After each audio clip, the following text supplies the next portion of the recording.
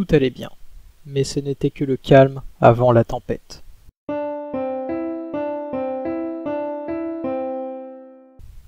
C'était une époque d'équilibre, où chaque peuple avait trouvé sa place dans le monde.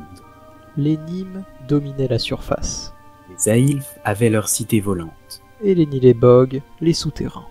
Au centre des deux continents, le mystérieux archipel de la Fosse allait susciter les convoitises. Personne ne pouvait atteindre l'île centrale, protégée par les éléments qui se déchaînaient. En revanche, certaines îles devenaient parfois la cible des aventuriers les plus courageux, téméraires ou complètement fous. Un jour, un œil apparut dans le ciel, formé par les nuages qui surplombaient la fosse. C'était ce qu'on appelle un Éino.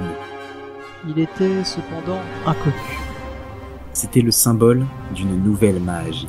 Les elfes, qui vivaient dans la cité volante à cette époque, étaient... Curieux et ambitieux.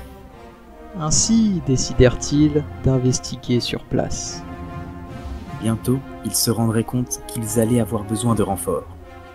L'expédition Plume de Saphir était née.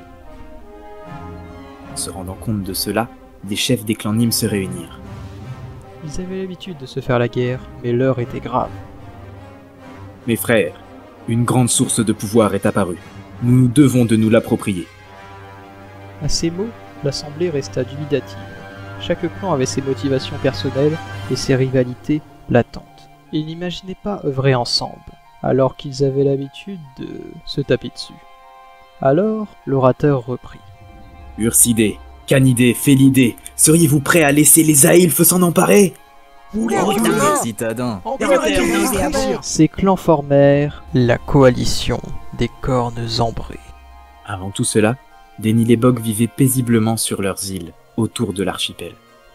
Mais ils virent débarquer des peuples menaçants. Ils évacuèrent leurs foyers, envahis pour se retrouver dans leur ultime bastion. Ils n'étaient pas belliqueux, et même plutôt craintifs. Et les récents événements bouleversèrent les consciences.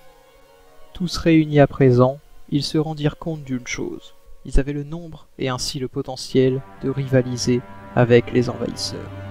Voire même de les priver de cette nouvelle magie. Plus jamais les écailles de jade ne se laisseraient faire. Ce sont les prémices de la première grande guerre magique. Ça commence.